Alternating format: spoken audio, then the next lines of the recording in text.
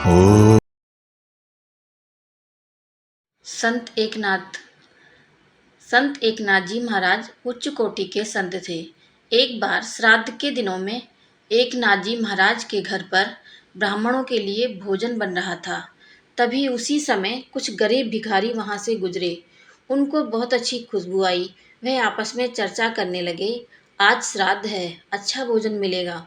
उनमें से एक कहने लगा, पहले तो ब्राह्मणों को भोजन मिलेगा, फिर जो बचेगा वह हमें मिलेगा। यह सुनकर एकनाथ जी महाराज ने अपनी पत्नी गिरजाबाई से कहा, इन गरीबों में भी भगवान बसते हैं। इन्होंने कभी भी खानदानी ढंग से भोजन नहीं किया होगा। मैं चाहता हूँ कि मैं यह भोजन पहले गरीबों को करवा दूँ। क्या तुम फिर से ब्राह्मणों के लिए फिर से भोजन बना दोगी? तो गिरजाबाई ने हाँ कर दी। एकनाथ जी महाराज ने बड़ी श्रद्धा से वह भोजन उन गरीबों को करवा दिया और उसके बाद गिरजाबाई ने फिर से नहा धोकर चौका साफ करके ब्राह्मणों के लिए भोजन बनाने में लग गई। लेकिन तब तक पूरे गांव में यह बात फैल गई कि एकनाथ ने ब्राह्मणों के लिए बना भोजन किसी और को खिला दिया। इसे ब्राह्मणों का अपमान माना गया और वह निश्चय किया गया कि कोई भी एकनाथ महाराज के घर भोजन करने नहीं जाएगा। दो लठधारी ब्राह्मण वहां खड़े कर दिए गए ताकि कोई भी एकनाथ महाराज के घर भोजन करने ना जा सके। जब भोजन तैयार हो गया और एकनाथ महाराज को पता चला कि कोई भी ब्राह्मणों के घर भोजन करने वाला नहीं है, उन्होंने अपनी संकल्प शक्ति और तप शक्ति से जो ब्राह्मण नहीं आ रहे थे, उनके दादा, पिता, चाचा और परिवार के बाकी लोगों का आह्वान किया, जो पितृ बन चुके थे। यह सब प्रकट हो गए।